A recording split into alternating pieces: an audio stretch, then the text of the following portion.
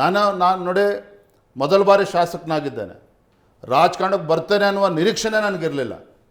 ರಾಜಕಾರಣಕ್ಕೂ ಕೂಡ ಬಂದಿದ್ದೇನೆ, ಆಶೀರ್ವಾದ ಮಾಡಿದ್ದಾರೆ. ನಮ್ಮ ಪಕ್ಷ ನನ್ನನ್ನು ಶಾಸಕನನ್ನಾಗಿ ಮಾಡಿದ್ದಾರೆ ನಮ್ಮ ಶಿಕಾರಿಪುರ ತಾಲೂಕಿನ ಜನ. ಮತ್ತೊಂದು ಕಡೆ ನಮ್ಮ ಕೇಂದ್ರದ ವರಿಷ್ಠರು ನನ್ನ ರಾಜ್ಯದ ಅಧ್ಯಕ್ಷನಾಗಿ ಕೊಟ್ಟು ಆಶೀರ್ವಾದ ಮಾಡಿದ್ದಾರೆ. ಇಷ್ಟೊಳ್ಳೆ ಅವಕಾಶ ಸಿಕ್ಕಾಗ ಸಂಘಟನೆ ಬಲಪಡಿಸ್ತಕ್ಕಂಥದ್ದು ನನ್ನ ಆದ್ಯತೆ ವಿನಃ ಇವತ್ತು ಮುಖ್ಯಮಂತ್ರಿ ಆಗಬೇಕು ಮತ್ತೊಂದು ಅಲ್ಲ. ಅದ್ರ ಬಗ್ಗೆ ನನಗೆ ಸ್ಪಷ್ಟತೆ ಇದೆ. ಕೇಂದ್ರದ ವರಿಷ್ಠರ ಜೊತೆಲೂ ಕೂಡ ಅದನ್ನು ಸ್ಪಷ್ಟವಾಗಿ ತಿಳಿಸಿದ್ದೇನೆ ನಾನು. ಅದನ್ನು ನನ್ನಲ್ಲಂತೂ ಕೂಡ ಯಾವುದೇ ರೀತಿ ಗೊಂದಲ ಇಲ್ಲ ಆ ವಿಚಾರದಲ್ಲಿ. ಅಮಿತ್ ಶಾ ಅವ್ರಿಗೆ ಹೇಳಿದ್ರು? ಖಂಡಿತ ಹೇಳಿದ್ದೇನೆ ಅಂದೆ. ಓಕೆ, ಅವ್ರದ್ದು ರಿಯಾಕ್ಷನ್ ಏನಿತ್ತು ತಾವು ಹಂಗಂದಾಗ? ಅವ್ರಿಗೆ ಸರಿ ಅನ್ನಿಸ್ತು ನಾ ಹೇಳಿದ್ದನ್ನು. ಮತ್ತು ಅದನ್ನು ಹೇಳಿದ್ದೇನೆ, ಇನ್ನೊಂದು ಹೆಜ್ಜೆ ಹೇಳ್ತೇನೆ. ಅಮಿತ್ ಶಾಜಿಯವರೇ, ರಾಜ್ಯದಲ್ಲಿ ಸಂಘಟನೆ ಕೆಲಸ ನಡೀತಾ ಇದೆ, ನನಗೆ ತೃಪ್ತಿ ಇದೆ, ಆದರೆ ಸಂಪೂರ್ಣ ತೃಪ್ತಿ ಇದೆ ಅಂತೇಳಿ ನಾನೇ ಒಪ್ಕೊಳ್ಳೋದಿಲ್ಲ ಅನ್ನೋ ಮಾತನ್ನು ಕೂಡ ನಾನು ಹೇಳಿದ್ದೇನೆ. ಓಕೆ, ಯಾಕೆ ನಾನು ಕೂಡ ನೋಡಿ ಅಜಿತ್ ಅವರೇ, ಮನೆ ಮಠ ಬಿಟ್ಟು ನಾನು ಕೂಡ ಕೆಲಸ ಮಾಡ್ತಾ ಇದ್ದೇನೆ. ಹುಡುಗಾಟಿಕೆಲ್ಲ ಒಂದು ರಾಜ್ಯದ ಅಧ್ಯಕ್ಷ ಅಂದರೆ ಇಟ್ಸ್ ನಾಟ್ ಎ ಲಕ್ಸುರಿ. ನನ್ನ ಶಿಕಾರಿಪುರ ಕ್ಷೇತ್ರಕ್ಕೆ ತಿಂಗಳಿಗೆ 1 ಬಾರಿ 2 ಬಾರಿ ಮಾತ್ರ ಹೋಗ್ತಕ್ಕಂಥದ್ದು. ಸಂಪೂರ್ಣವಾಗಿರ್ತಕ್ಕಂಥ ಸಮಯವನ್ನು ಸಂಘಟನೆಗೋಸ್ಕರ ನಾನು ಮೀಸಲಿಟ್ಟಿದ್ದೇನೆ. ಯಾಕೆ ನನಗೂ ಒಂದು ಹಠ ಇದೆ. ಇವತ್ತು ಯಡಿಯೂರಪ್ಪನವರು, ಅನಂತಕುಮಾರ್ ಅಂತ ಹಿರಿಯರು ಕಟ್ಟಿರ್ತಕ್ಕಂಥ ಪಕ್ಷವನ್ನು ಮುಂದಿನ ದಿನಗಳಲ್ಲಿ ರಾಜ್ಯದಲ್ಲಿ ಅಧಿಕಾರಕ್ಕೆ ತರಬೇಕು ಅನ್ನುವ ಹಠ ನನ್ನಲ್ಲೂ ಕೂಡ ಇದೆ. ಕಾರ್ಯಕರ್ತರ ನನ್ನ ಬಗ್ಗೆ ಇವತ್ತು ಸಂತೋಷ ಇದೆ, ತೃಪ್ತಿ ಇದೆ. ಇದ್ರ ನಡುವೆ ನಾವೆಲ್ಲರೂ ಸೇರಿ ಇವತ್ತು ಒಟ್ಟಿಗೆ ಸೇರಿ ನಿಮ್ಮ ಗುರಿಯನ್ನು ಸಾಧಿಸುವುದಕ್ಕೆ ನಿಮಗಿರೋ ಹರ್ಡಲ್ ಏನು, ಅಡೆತಡೆಗಳೇನು? ಮುಂದೆ ಯಾರು ಮುಖ್ಯಮಂತ್ರಿ ಆಗಬೇಕು ಅನ್ನೋದನ್ನು ಬದಿಗಿಟ್ಟು ನಾವು ಒಟ್ಟಿಗೆ ಒಂದಾಗಿ ಒಟ್ಟಿಗೆ ಸೇರ್ಕೊಂಡು ಕೆಲಸ ಮಾಡಬೇಕಾಗಿದೆ. ನಾನು ಯಾವಾಗಲೂ ಕೂಡ ನನ್ನ ಸಭೆಯಲ್ಲೂ ಕೂಡ ಒಂದು ಮಾತನ್ನು ಹೇಳ್ತಿರ್ತೇನೆ. ಕರ್ನಾಟಕ ರಾಜ್ಯದಲ್ಲಿ ಈ ಕಾಂಗ್ರೆಸ್ ಸರ್ಕಾರದ ವಿರುದ್ಧ ಜನ ಬೇಸತ್ತಿದ್ದಾರೆ. ಮತದಾರರು ನಮ್ಮ ಬಗ್ಗೆ ವಿಶ್ವಾಸ ಬರುವ ಮುಂಚಿತವಾಗಿ ರಾಜ್ಯದ ನಮ್ಮ ಪಕ್ಷದ ಕಾರ್ಯಕರ್ತರಲ್ಲಿ, ರಾಜ್ಯದ ಮುಖಂಡರ ಮೇಲೆ ಇವತ್ತು ವಿಶ್ವಾಸ ಬರಬೇಕಾಗಿದೆ. ಎಸ್, ರಾಜ್ಯದ ನಮ್ಮ ಕಾರ್ಯಕರ್ತರಿಗೆ, ಮುಖಂಡರ ಮೇಲೆ ವಿಶ್ವಾಸ ಬಂದರೆ ನಿಶ್ಚಿತವಾಗಿ ಮತದಾರರು ಕೂಡ ನಮ್ಮ ಬಗ್ಗೆ ವಿಶ್ವಾಸವನ್ನು ಇಡ್ತಾರೆ. ಅದು ಇವತ್ತು ನಾವು ಆದ್ಯತೆ ಮೇರೆಗೆ ನಾವು ಮಾಡಬೇಕಾಗಿದೆ. ಖಂಡಿತ ಈಗ ಸಮಯ ಇದೆ. ಖಂಡಿತ you have to start from the day 1. ಅಲ್ಲ, ನಂದು ಪಾಯಿಂಟೆಡ್ ಪ್ರಶ್ನೆ ಆಗಿತ್ತು. ನಿಮಗೆ ಗುರಿ ಸಾಧನೆಗೆ ಇರುವ ಅಡೆತಡೆಗಳು ಅಂತ? ನಿಮ್ಮದೇ ಪಕ್ಷದ ರಾಜ್ಯದ ನಾಯಕರುಗಳ ಅಸಹಕಾರ. Other way round. ಓಕೆ, ಅಡೆತಡೆಗಳು ಏನಿದಾವೆ ಅನ್ನೋದಕ್ಕಿಂತ ಹೆಚ್ಚಾಗಿ ರಾಜಕಾರಣದಲ್ಲಿ ಅಡೆತಡೆಗಳು ಇರಬೇಕು, ಸವಾಲುಗಳು ಇರಬೇಕು. ಅಡೆತಡೆಗಳು, ಸವಾಲುಗಳು ಇದ್ದಾಗಲೇ ನಾವು ಕೂಡ ಇನ್ನೂ ಕೂಡ ಎಚ್ಚೆತ್ಕೊಂಡು ನುಗ್ಗೋದಕ್ಕೆ ಸಾಧ್ಯ ಆಗ್ತದೆ. ನಾನು ಕೂಡ ಓಡೋಗ್ತಕ್ಕಂಥ ಪ್ರಶ್ನೆನೇ ಇಲ್ಲ. ಸಂಘಟನೆ ಶಕ್ತಿ ಇದೆ, ಕಾರ್ಯಕರ್ತರು ಉತ್ಸಾಹದಲ್ಲಿದ್ದಾರೆ. ಕರ್ನಾಟಕ ರಾಜ್ಯದಲ್ಲಿ ಭಾರತೀಯ ಜನತಾ ಪಾರ್ಟಿನ ಅಧಿಕಾರಕ್ಕೆ ತರ್ಬೋದು ಅಂತಕ್ಕಂಥ ಅಚಲವಾಗಿರ್ತಕ್ಕಂಥ ವಿಶ್ವಾಸ ನನ್ನಲ್ಲೂ ಕೂಡ ಇದೆ, ಕಾರ್ಯಕರ್ತರಲ್ಲೂ ಕೂಡ ಇದೆ. ಅದನ್ನು ಮುಂದಿನ ದಿನದಲ್ಲಿ ನಾವು ಮಾಡಿ ತೋರಿಸ್ತೇವೆ. ಅಲ್ಲ, ಅಡೆತಡೆಗಳು ಇರಬೇಕು, ಕರೆಕ್ಟ್. ಅದು ಆದರೆ ಗೋಡೆಯ ರೀತಿಯಲ್ಲಿ ಅಸಹಕಾರ ಅನ್ನುವುದೇ ನಿಂತ್ಕೊಂಡು ಬಿಟ್ಟಾಗ ಏನು ಮಾಡೋಕ್ಕಾಗತ್ತೆ? ನೋಡಿ ಅಜಿತ್, ಇವತ್ತೇನು ಭಾರತೀಯ ಜನತಾ ಪಾರ್ಟಿ ಕರ್ನಾಟಕ ರಾಜ್ಯದಲ್ಲಿ ಅಡೆತಡೆಗಳೇನು ನೋಡ್ತಾ ಇದ್ದೀರಿ, ಇದು ವಿಜಯೇಂದ್ರ ರಾಜ್ಯದ ಅಧ್ಯಕ್ಷ ಆದಮೇಲೆ ಆಗಿರ್ತಕ್ಕಂಥದ್ದಲ್ಲ. ಯಡಿಯೂರಪ್ಪನವ್ರ ಹಿಂದೆ ರಾಜ್ಯದ ಅಧ್ಯಕ್ಷ ಇದ್ದಾಗಲೂ ಕೂಡ ಅಡೆತಡೆಗಳಿದ್ವು. ಮಾನ್ಯ ಯಡಿಯೂರಪ್ಪನವರು ಮುಖ್ಯಮಂತ್ರಿಗಳಾಗಿದ್ದಾಗಲೂ ಕೂಡ ಇದೇ ಅಡೆತಡೆಗಳಿದ್ವು, ಇವತ್ತು ಕೂಡ ಇದ್ದಾವೆ. ಏನಾಗಿದೆ ನಮ್ಮ ಪಕ್ಷದ ವ್ಯವಸ್ಥೆಯಲ್ಲಿ ನಾನು ಹೇಳಬೇಕು ಹೋಗ್ಬೇಡ ಗೊತ್ತಿಲ್ಲ. ಯಡಿಯೂರಪ್ಪನವರು ಅಂತ ಹೇಳಿದ್ರೆ ಒಂದು ರೀತಿ ಆಲದ ಮರ ಥರ ಇದ್ದರು. ಯಾರು ಆಲದ ಮರದ ಕೆಳಗೆ ನೆರಳನ್ನು ತೆಗೆದುಕೊಂಡಿದ್ರು ನಾವೆಲ್ಲರೂ ಕೂಡ ಆಲದ ಮರ ಆಗಿದ್ದೇವೆ ಅನ್ನುವ ಭ್ರಮೆನಲ್ಲಿ ಕೆಲವರು ಇದ್ದಾರೆ. ಅದರಿಂದ ಹೊರಗೆ ಬರಬೇಕಾಗಿದೆ ಅಷ್ಟೇ. ಅದು ಕಾಲುವೆ ಉತ್ತರ ಕೊಡ್ತದೆ. ನೀವು ಹೇಳಿದ್ರಿ ಮೊನ್ನೆ ಜೂನ್ 18ಕ್ಕೆ ಪರಿಷತ್ ಚುನಾವಣೆ ಆಯಿತು. 19 ತಾರೀಕು ಯಡಿಯೂರಪ್ಪ ಅವರ ಮನೆ ಎದುರುಗಡೆ ನಿಂತ್ಕೊಂಡು ನೀವು ಫಸ್ಟು ಒಂದು ರಿಯಾಕ್ಷನ್ ಮಾಡಿದ್ರಿ ನಾವೇ ಮಾಧ್ಯಮಗಳ ಮುಂದೆ. ನಾನು ಭಾಳ ಓಪನ್ ಆಗಿ ಮಾತಾಡ್ತಾ ಇದ್ದೀನಿ, ಹೇಳೋದಕ್ಕೆ ನನಗೆ ಯಾವುದೇ ಮುಜುಗರ ಇಲ್ಲ. ರಾಜ್ಯಾಧ್ಯಕ್ಷನಾಗಿ ನಾವು ನಾಯಕ ಸರಿಯಾಗಿಲ್ಲ ಅಂದರೆ ಕಾರ್ಯಕರ್ತರು ಭಾಳ ಬೇಸರಗೊಂಡಿದ್ದಾರೆ ಹೇಳುವಂಥ ಮಾತು ಹೇಳಿದ್ರಿ. ಅದಾಗಿ ಒಂದು 10-15 ದಿನಗಳ ಬಳಿಕ ದಾವಣಗೆರೆಗೆ ಹೋದ್ರಿ. ನೀವು ಅಲ್ಲಿ ಹೇಳಿದ್ರಿ, ನೀವು ದಾರಿ ಮಧ್ಯೆ ಜನ ಓಡಾಡಕ್ಕೆ ಬಿಡೋದಿಲ್ಲ, ಕಾರ್ಯಕರ್ತರು ನಾಳೆ ಕಲ್ಲು ತಗೊಂಡು ಹೊಡಿತಾರೆ ನಮಗೆ, ನಾವು ಸರಿಯಾಗಿಲ್ಲ ಅಂತ ಹೇಳಿದ್ರಿ ಎನ್ನುವಂಥ ಮಾತನ್ನು ಪ್ರಸ್ತಾಪ ಮಾಡಿದ್ರಿ. ವಿಜೇಂದ್ರ ಅವರು, ನೀವು ಈಗ ಹೇಳ್ತಾ ಇರುವ ಈ 2 ಶಬ್ದಗಳೇನಿದೆ ಅಥವಾ 2 ಹೇಳಿಕೆಗಳೇನಿದೆ, ಈ ಒಂದು ರಾಜ್ಯಾಧ್ಯಕ್ಷನಾಗಿ ನಂದು ಮಾತ್ರ ತಪ್ಪಿಲ್ಲ, ನನ್ನ ಜೊತೆಗೆ ಮಾಡಿರುವ ಹಿರಿಯರೆಲ್ಲರೂ ಸಹಕಾರ ಕೊಡ್ತಾ ಇಲ್ಲ ಅಲ್ವ ಸಂದೇಶವನ್ನು ನೀವು ಹೈಕಮಾಂಡ್ ಕೊಡ್ತಾ ಇದ್ರು, ಅಥವಾ ರಾಜ್ಯಾಧ್ಯಕ್ಷರಾಗಿ ಕಳೆದ 3 ವರ್ಷಗಳ ಹತ್ತತ್ರ 3 ವರ್ಷಗಳ ಸಂದರ್ಭದಲ್ಲಿ ನಾನು ಬಹಳ ಅಸಹಾಯಕನಾಗಿದ್ದೀನಿ ಹೇಳುವಂಥ ಮಾತನ್ನು ಕಾರ್ಯಕರ್ತರ ಮುಂದೆ ಹೇಳ್ಕೊಳ್ತಾ ಇದ್ರು? ನಾನು ಅಸಹಾಯಕನಾಗಿ ಯಾವತ್ತೂ ಕೂಡ ಮಾತಾಡಿಲ್ಲ. ರಾಜ್ಯದ ಅಧ್ಯಕ್ಷನಾಗಿ ಜವಾಬ್ದಾರಿಯುತವಾಗಿ ನಾನು ಮಾತನಾಡ್ತಾ ಇದ್ದೇನೆ. ಇವತ್ತು ರಾಜ್ಯದಲ್ಲಿ ಭಾರತೀಯ ಜನತಾ ಪಾರ್ಟಿ ಅಧಿಕಾರಕ್ಕೆ ಬರಬೇಕು ಅಂತ ಹೇಳಿದ್ರೆ ಕೇವಲ ವಿಜಯೇಂದ್ರನ ಮಾತ್ರ ಸಾಧ್ಯ ಇಲ್ಲ. ಯಾರು ರಾಜ್ಯದಲ್ಲಿ ಅಧಿಕಾರವನ್ನು ಅನುಭವಿಸಿದ್ದಾರೆ, ಸ್ಥಾನಮಾನಗಳನ್ನು ಗಳಿಸ್ಕೊಂಡಿದ್ರು, ಎಲ್ಲರೂ ಸೇರಿ ಒಟ್ಟಾಗಿ ಕೆಲಸ ಮಾಡಬೇಕು, ಭಾರತೀಯ ಜನತಾ ಪಾರ್ಟಿ ಅಧಿಕಾರಕ್ಕೆ ಬರಬೇಕು ಅಂತ ಹೇಳಿದ್ರೆ ಅದೆಲ್ಲರೂ ಕೂಡ ಅರ್ಥ ಮಾಡ್ಕೋಬೇಕು. ಇವತ್ತು ಯಾವ್ಯಾವ ವಿಚಾರದಲ್ಲಿ ಉಪಚುನಾವಣೆಗಳಲ್ಲಿ ಹೆಂಗೆ ನಡ್ಕೊಂಡು ಎಲ್ಲವನ್ನು ಕೂಡ ನಾನು ಕೂಡ ನೋಡ್ತಾ ಇದ್ದೇನೆ. ಎಲ್ಲೋ ಒಂದು ಕಡೆ ಎಚ್ಚರಿಕೆ ಗಂಟೆ ನನಗಂತೂ ಕಣ್ಣಿಗೆ ಕಾಣ್ತಾ ಇದೆ. ಅದೆಲ್ಲರೂ ಕೂಡ ಕಾಣಬೇಕಾಗ್ತದೆ. ನಾನು ಅಸಹಾಯಕನಾಗಿ ಯಾವತ್ತೂ ಕೂಡ ಮಾತನಾಡಿಲ್ಲ ಅಂದೆ. ದಾವಣಗೆರೆಯಲ್ಲಿ ಮಾತಾಡಿದಾಗ ಕೂಡ ನಾನು ಎಚ್ಚರಿಕೆಯಿಂದ ನಾನು ಮಾತನಾಡಿದ್ದೇನೆ. ಯಾಕೆಂದರೆ ಕಾರ್ಯಕರ್ತರ ಅಪೇಕ್ಷೆ ಇದೆ. ಇವತ್ತು ಇಂಥ ನಾಲಾಯಕ ಕಾಂಗ್ರೆಸ್ ಸರ್ಕಾರ ಇವತ್ತು ರಾಜ್ಯದಲ್ಲಿದ್ದಾಗ, ಇವತ್ತು 16 ಜನ ಹಿಂದೂ ಕಾರ್ಯಕರ್ತರ ಹತ್ಯೆ ಆದಾಗ, ಇವತ್ತು ಯಾವ ರೀತಿ ನಮ್ಮ ಕಾರ್ಯಕರ್ತರ ಮೇಲೆ ದಬ್ಬಾಳಿಕೆ ಆಗ್ತಾಯಿದೆ.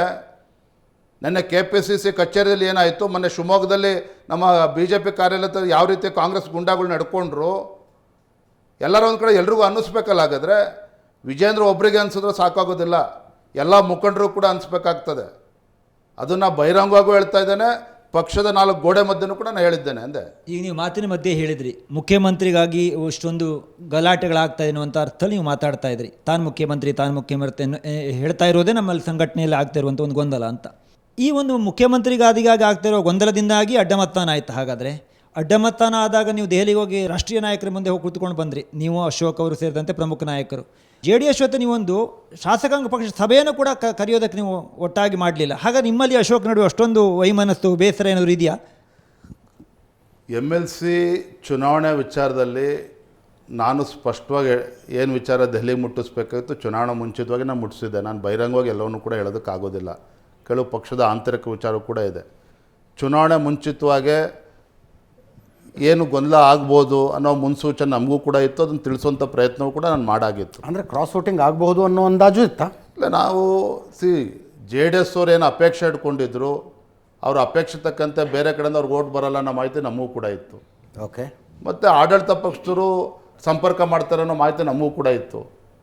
ಎಲ್ಲ ಗೊಂದಲವನ್ನು ನಾನು ಮುಂಚಿತವಾಗಿ ಏನು ಎಚ್ಚರಿಕೆ ವಹಿಸಬೇಕಾಗಿತ್ತು ಅದನ್ನು ನಾನು ಪ್ರಯತ್ನ ಮಾಡಿದ್ದೇನೆ. ಸದಾನಂದ ಗೌಡರು ಹೇಳಿದ್ರು, ನಮ್ಗೆ ಗೊತ್ತಿತ್ತು ಮೊದಲೇ, ನಾನು ಪ್ರಧಾನ ಕಾರ್ಯದರ್ಶಿ ಒಬ್ಬರಿಗೆ ತಿಳಿಸಿದೆ ಅಡ್ಡಮತದಾನ ಆಗತ್ತೆ ಅಂತ ಹೇಳಿ. ಅದು ತಮ್ಮ ಗಮನಕ್ಕೆ ಬಂದಿರಲಿಲ್ವಾ, ಅಥವಾ ಅಶೋಕ್ ಅವ್ರ ಗಮನಕ್ಕೆ ಹೋಗಿರಲಿಲ್ವಾ? ಯಾರ ಗಮನಕ್ಕೂ ಹೋಗಿಲ್ಲ. ಅದು ಬಿಡಿ. ಈಗ ಸದಾನಂದ ಗೌಡರು, ನಾನು ಅವ್ರು ಹಿರಿಯರಿದ್ದಾರೆ, ಮಾಜಿ ಮುಖ್ಯಮಂತ್ರಿಗಳಿದ್ದಾರೆ, ಬಹಿರಂಗ ಮಾತನಾಡೋದಿಲ್ಲ, ವೈಯಕ್ತಿಕ ಭೇಟಿ ಮಾಡಿ ಮಾತನಾಡಿದ್ದೇನೆ. ಅಲ್ಲ, ಒಂದು ರೀತಿ ಕರ್ನಾಟಕದಲ್ಲಾದ ಕ್ರಾಸ್ ವೋಟಿಂಗು BJPಯ ಟ್ರ್ಯಾಕ್ ರೆಕಾರ್ಡ್ ಮೇಲಿನ ಕಪ್ಪು ಚುಕ್ಕೆ ಅಂತ ಅನ್ಸುತ್ತಾ ನಿಮಗೆ? ಈ ದೇಶದಾದ್ಯಂತ ಸರ್, ಯಾವ ರಾಜ್ಯದಲ್ಲಿ ಹೋದರೂ ಇಂಥ ಪಕ್ಷದ MLAಗಳನ್ನು ಬಿಡ್ತಾರೆ BJP ಅವರು ಅಂತಿಲ್ಲ. ಕಂಡವ್ರನ್ನ ಕರ್ಕೊಂಬಂದು ಓಟ್ ಹಾಕಿಸ್ಕೊತಾರೆ, ಕಂಡವ್ರನ್ನ ಕರ್ಕೊಂಬಂದು ಓಟ್ ಹಾಕಿಸ್ತಾರೆ. ಬಟ್ ಕರ್ನಾಟಕದಲ್ಲಿ ಒಂದು ಕಾಂಗ್ರೆಸ್ಸಿಗೆ ಓಟ್ ಹಾಕೋದಂತೆ. ಈ ಮೋದಿ ಅಮಿತ್ ಶಾದ ಟ್ರ್ಯಾಕ್ ರೆಕಾರ್ಡ್ನಲ್ಲಿ ಒಂದು ಕಪ್ಪು ಚುಕ್ಕೆಯಾಗಿ ಉಳ್ಕೊಳ್ಳುತ್ತಾ ಇದು? ಎಲ್ಲೋ ಕೂಡ ಅನಿರೀಕ್ಷತೆ ಅಂತೂ ಇರಲಿಲ್ಲ. ಏನೋ ಅನ್ಎಕ್ಸ್ಪೆಕ್ಟೆಡ್, ಭಾಳ ಸರ್ಪ್ರೈಸು, ಆಘಾತ. ಓಕೆ. ಆದರೆ ನಮ್ಮಂಥ ಒಂದು ರಾಷ್ಟ್ರೀಯ ಪಕ್ಷದಲ್ಲಿ ಈ ರೀತಿ ಆಗಬಾರ್ದು. ಅದ್ರ ಬಗ್ಗೆ ಏನು ಎರಡು ಮಾತಿಲ್ಲ. ಸರ್, ಚುನಾವಣೆಗೆ 1.5 ವರ್ಷ ಮಾತ್ರ ಬಾಕಿ ಇದೆ. ನೀವು ಹೇಳ್ತಾ ಇದ್ರಿ ಸಾಕಷ್ಟು ಗೊಂದಲ ಇದೆ ನಮ್ಮ ಪಕ್ಷದಲ್ಲೇ ಅಂತ ಹೇಳಿ. BJP ಪಕ್ಷದಲ್ಲೇ ಇಷ್ಟೊಂದು ಗೊಂದಲ ಇರುವಂಥ ಸಂದರ್ಭದಲ್ಲಿ ಮುಂದಿನ ಎಲೆಕ್ಷನ್ಗೆ 1.5 ವರ್ಷ ಇದೆ. ಯಾವ ರೀತಿ ನೀವು ಎಲ್ಲರೂ ಕೂಡ ಒಂದಾಗಿ ಕೆಲಸ ಮಾಡೋದಕ್ಕೆ ಸಾಧ್ಯ ಆಗತ್ತಾ, ಅಥವಾ ಒಂದಾಗಿ ಕೆಲಸ ಮಾಡಲಿಲ್ಲ ಅಂತ ಹೇಳಿದ್ರೆ 2028ಕ್ಕೂ ಕೂಡ ಜನ ನಿಮ್ಮನ್ನು ಕೈ ಹಿಡಿಯೋದು ಡೌಟಾ? ಒಂದಾಗಿ ಹೋಗಲಿಲ್ಲ ಅನ್ನೋ ಪ್ರಶ್ನೆ ಉದ್ಭವನೇ ಆಗೋದಿಲ್ಲ. ಒಂದಾಗಿ ಹೋಗಲೇಬೇಕಾಗ್ತದೆ. In the interest of the party, in the interest of the state. ಪಶ್ಚಿಮ ಬಂಗಾಳದಲ್ಲಿ ಎಲ್ಲಿತ್ತು ನಮ್ಮ ಸಂಘಟನೆ? ಒಬ್ಬರು ನರೇಂದ್ರ ಮೋದಿಜಿ, ಒಬ್ಬರು ನಮ್ಮ ರಾಷ್ಟ್ರೀಯ ಅಧ್ಯಕ್ಷರು, ಒಬ್ಬರು ನಮ್ಮ ಅಮಿತ್ ಶಾಜಿಯವರು ಯಾವ ರೀತಿಯಲ್ಲಿ ಕಾರ್ಯಕರ್ತ ಶಕ್ತಿ ತುಂಬುವಂಥ ಕೆಲಸ ಮಾಡಿದ್ರು, ಪ್ರೇರಣೆ ತುಂಬುವಂಥ ಕೆಲಸ ಮಾಡಿದ್ರು. ಇನ್ನು ಕರ್ನಾಟಕದಲ್ಲಿ ನಮ್ಮ ಸಂಘಟನೆ ಬಲ ಇದೆ. ಹಾಗಾಗಿ ಒಟ್ಟಾಗಿ ಒಂದಾಗ ನಾವು ಹೋಗಲೇಬೇಕು. ಕಾರ್ಯಕರ್ತರ ಅಪೇಕ್ಷೆನೂ ಅದೇ ಇರುವಂಥದ್ದು, ನಮ್ಮ ರಾಷ್ಟ್ರೀಯ ನಾಯಕರ ಅಪೇಕ್ಷೆನೂ ಕೂಡ ಅದೇ ಇರುವಂಥದ್ದು. ಅದನ್ನು ಬಿಟ್ಟು ಇನ್ನೇನು ಮಾಡೋಕ್ಕೆ ಸಾಧ್ಯ ಆಗ ನಾಯಕರುಗಳು ನಾವು? ಅಲ್ಲ ಸರ್, ನಾನು ಕೇಳ್ತಾ ಇರುವಂಥದ್ದು, ರಾಜ್ಯದಲ್ಲೂ ಕೂಡ ನೀವು ಇವಾಗ ಏನು ಹೇಳಿದ್ರಿ, ಮೋದಿಯವರ ಹೆಸರು ಹೇಳ್ಕೊಂಡು ಅಥವಾ ಅಮಿತ್ ಶಾ ಅವರ ಹೆಸರು ಹೇಳ್ಕೊಂಡು ನೀವು ಮತವನ್ನು ಕೇಳೋದಾದರೆ, ರಾಜ್ಯದಲ್ಲಿರುವಂತಹ ನಾಯಕರ ಪ್ರಶ್ನೆ ಬರುತ್ತೆ. ನಾಯಕರು ಏನು ಮಾಡ್ತಾ ಇದ್ದಾರೆ ಅಂದರೆ, ಯಡಿಯೂರಪ್ಪನವರ ಹೆಸರು ಹೇಳಿ ಸಾಕಷ್ಟು ಜನ ಅರ್ಥ ಮಾಡ್ಕೊಂಡ್ರೆ ಸಾಕಾಗೋದಿಲ್ಲ. ಎಲ್ಲ ನಾಯಕರುಗಳು ಕೂಡ ಅರ್ಥ ಮಾಡ್ಕೋಬೇಕು ಅನ್ನೋ ಮಾತನ್ನು ನಾನು ಮುಕ್ತವಾಗಿ, ಬಹಿರಂಗವಾಗಿ ಇವತ್ತು ಸುವರ್ಣ ಸುದ್ದಿವಾಹಿನಿಯಲ್ಲಿ ಹೇಳ್ತಾ ಇದ್ದೀನಿ. ಹಿಂದೆ ಮುಕ್ತವಾಗಿ ಹೇಳ್ತಾ ಇದ್ದೀನಿ ನಾನು. ಹಂಗಂತ ಸರಿನೇ ಹೋಗಲ್ವಾ? ನಾನು ಅದನ್ನು ಸವಾಲಾಗಿ ತೊಗೊಂಡಿದ್ದೇನೆ ಈಗ ಆಲ್ರೆಡಿ ಅಂದೆ. ಎಲ್ಲರನ್ನೂ ಜೊತೆಯಲ್ಲಿ ತೆಗೆದುಕೊಂಡು ಹೋಗ್ತಕ್ಕಂಥ ಜವಾಬ್ದಾರಿ ನನ್ನ ಮೇಲೂ ಇದೆ. ಎರಡೂ ಕೈಗಳು ಸೇರಿದ್ರೆ ಚಪ್ಪಾಳೆ ಆಗ್ತಕ್ಕಂಥದ್ದು. ಅದು ಎಲ್ಲರೂ ಕೂಡ ಅರ್ಥ ಮಾಡ್ಕೋಬೇಕು. 50% ಅರ್ಥ ಮಾಡ್ಕೊಂಡಿದ್ರೆ ಇನ್ನು 50% ಇದೆ. ಬರೋಂಥ ಒಂದು 2 ತಿಂಗಳು ಸರಿ ಮಾಡ್ತೀನಿ ಅದನ್ನು. ಈ ಕೇವಲ 1.5 ತಿಂಗಳ ಹಿಂದೆ ನಾವು ಚರ್ಚೆ ಮಾಡ್ತಾ ಇದ್ವಿ ಸರಿ, ಸಿದ್ದರಾಮಯ್ಯನವರ ಮುಖ್ಯಮಂತ್ರಿ ಸ್ಥಾನದಿಂದ ಕೆಳಗೆ ಇಳಿದ್ರೆ ಏನಾಗುತ್ತೆ, ಅಹಿಂದ ವೋಟ್ ಬ್ಯಾಂಕ್ ಏನಾಗುತ್ತೆ, ಅಲ್ಪಸಂಖ್ಯಾತರು ಕಾಂಗ್ರೆಸ್ ಜೊತೆಗೆ ಉಳ್ಕೋಬಹುದು, ದಲಿತರು ಏನಾಗ್ತಾರೆ, ಹಿಂದುಳಿದ ವರ್ಗದವ್ರು ಏನಾಗ್ತಾರೆ, ಕುರುಬ ವೋಟ್ ಬ್ಯಾಂಕಿನ ಅಣೆಕಟ್ಟೆ ಒಡೆದು ಎಲ್ಲೆಲ್ಲೋ ಹರಿದು ಹೋಗ್ಬಿಡುತ್ತೆ, ಇಂಥವೆಲ್ಲ ಚರ್ಚೆ ಮಾಡ್ತಾ ಇದ್ವಿ ನಾವು. ಅಕಸ್ಮಾತ್ ಸಿದ್ದರಾಮಯ್ಯನವರು 1.5 ತಿಂಗಳ ಹಿಂದಿನ ಚರ್ಚೆ, ಸಿದ್ದರಾಮಯ್ಯನವರು ಮುಖ್ಯಮಂತ್ರಿ ಸ್ಥಾನದಿಂದ ಕೆಳಗಿಳಿದ್ರೆ ಯಾವ್ಯಾವ ಕಾಂಗ್ರೆಸ್ ನಾಯಕರಿಗೆ ಅಸಮಾಧಾನ ಆಗುತ್ತೆ, ಅವ್ರ ಪೈಕಿ BJP ಕಡೆಗೆ ಯಾರು ಬರ್ಬೋದು, ಇದೆಲ್ಲ ಚರ್ಚೆಗಳನ್ನು ಮಾಡ್ತಾಯಿದ್ವಿ. ಎಲ್ಲ ಚರ್ಚೆ ಒಂದೇ ಸಲಕ್ಕೆ ನಿಂತು ಹೋಗ್ಬಿಡ್ತು. ಅದರ ಅರ್ಥ DK ಶಿವಕುಮಾರ್ ಅವರು ಎಲ್ಲವನ್ನು ಗ್ರಿಪ್ಪಿಗೆ ತಗೊಂಡ್ರು ಅಂತ, ಟ್ರ್ಯಾಕ್ನಲ್ಲಿ ಸರ್ಕಾರ ಓಡಿಸ್ತಿದ್ದಾರೆ ಅಂತ ಅರ್ಥ ಅಲ್ವಾ ಅದು? ಇನ್ನೊಂದು 6 ತಿಂಗಳು ಟ್ರ್ಯಾಕಲ್ಲಿ ಇರ್ತದೆ, ಇನ್ನೊಂದು 6 ತಿಂಗಳು ಗ್ರಿಪ್ಪಲ್ಲಿ ಇರ್ತದೆ, ಆಮೇಲೆ ಏನಾಗ್ತದೆ ಕಾದು ನೋಡಿ. ಆ ಹೋಪ್ ಇದೆ ನಿಮಗೆ? ನೋಡ್ರಿ, ನಮ್ಮ ರಾಷ್ಟ್ರೀಯ ನಾಯಕರ ಮುಂದೆ ಒಂದು ಮಾತನ್ನು ಹೇಳಿದ್ದಾನೆ, ಮುಂದೆ ರಾಜ್ಯದಲ್ಲಿ ಭಾರತೀಯ ಜನತಾ ಪಾರ್ಟಿ ಅಧಿಕಾರಕ್ಕೆ ಬರಬೇಕು ಅಂತ ಹೇಳಿದ್ರೆ we should go on our strengths, not on opposition's weaknesses. ಇವತ್ತು ರೂಲಿಂಗ್ ಪಾರ್ಟಿ ಆ್ಯಂಟಿ ಇನ್ಕಂಬನ್ಸಿ ಅಂತಕ್ಕಂಥದ್ದು ಇಟ್ಸ್ ಆ್ಯಡೆಡ್ ಬೋನಸ್ ನಮ್ಗೆ ಅಷ್ಟೇ. ಆದರೆ ನಾವು ಜನರಿಗೆ ಏನು ಕೊಡ್ತೇವೆ, ನಾವು ಜನರಲ್ಲಿ ಏನು ವಿಶ್ವಾಸ ತರ್ತೇವೆ, ಅದು ಮುಖ್ಯ ಆಗಿರ್ತಕ್ಕಂಥದ್ದು. ಅಂಥ ಟೈಮಲ್ಲಿ ಆ್ಯಂಟಿ ಇನ್ಕಂಬನ್ಸಿ ಬರೋದಿಲ್ವಾ, ಆಗಲೇ ಪ್ರಾರಂಭ ಆಗಿದೆ, ಇಲ್ಲ ಅಂತ ಹೇಳೋದೇ ಇಲ್ಲ. ಉಪಚುನಾವಣೆ ಗೆದ್ದ ತಕ್ಷಣ ಎಲ್ಲವೂ ಕೂಡ ಸರಿ ಇದೆ ಅಂತಲ್ಲ. ಇದೇ ಸಿದ್ದರಾಮಯ್ಯನವರು ಹಿಂದೆ ಮುಖ್ಯಮಂತ್ರಿ ಇದ್ದಾಗ ನಂಜನಗೂಡು ಗೆದ್ದರು, ಗುಂಡೂರುಪೇಟೆ ಉಪಚುನಾವಣೆ ಕೂಡ ಗೆದ್ದರು. ಅದಾಗ 6 ತಿಂಗಳಲ್ಲಿ ಏನಾಯಿತು, ಕಾಂಗ್ರೆಸ್ ಸರ್ಕಾರ ಮನೆ ಕೂತ್ಕೊಳ್ಳಿಲ್ಲ, ವಿರೋಧ ಪಕ್ಷದಲ್ಲಿ ಕೂರ್ಲಿಲ್ವಾಗಾದರೆ. ಹಾಗಾಗಿ ನೋಡೋದಕ್ಕೆಲ್ಲವೂ ಕೂಡ ಆಲ್ ಇಸ್ ವೆಲ್ ಅಂತ ಅನ್ನಿಸ್ತದೆ. ಆದರೆ ಬರ್ತಾ ಬರ್ತಾ ಬರ್ತಾ ಏನಾಗ್ತದೆ ಕಾದು ನೋಡಿ.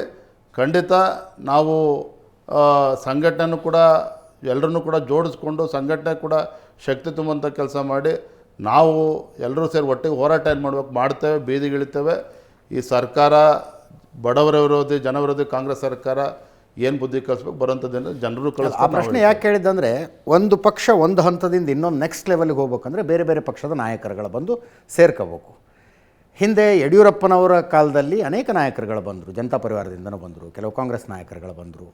ಅವರೆಲ್ಲ ಯಾಕೆ ಬಂದರು ಅಂದರೆ, ಯಡಿಯೂರಪ್ಪನವರಿದ್ದಾರೆ ನಮ್ಮನ್ನೊಂದು ದಡ ಸೇರಿಸ್ತಾರೆ ಅಂತ. ಇನ್ನು ಕೆಲವರು ಅನಂತಕುಮಾರ್ ಅವ್ರನ್ನ ನಂಬ್ಕೊಂಡು ಬಂದರು, ಅನಂತಕುಮಾರ್ ಇದ್ದಾರೆ ನಮ್ಮನ್ನೊಂದು ಏನೋ ನಮ್ಮ ರಾಜಕೀಯವಾಗಿ ಶಕ್ತಿ ತುಂಬ್ತಾರೆ ಅಂತ.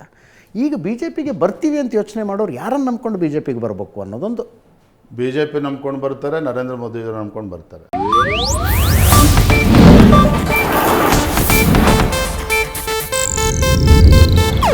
ಇದು ಏಷ್ಯಾನೆಟ್ ನ್ಯೂಸ್ ನೆಟ್ವರ್ಕ್ ಪ್ರಸ್ತುತಿ.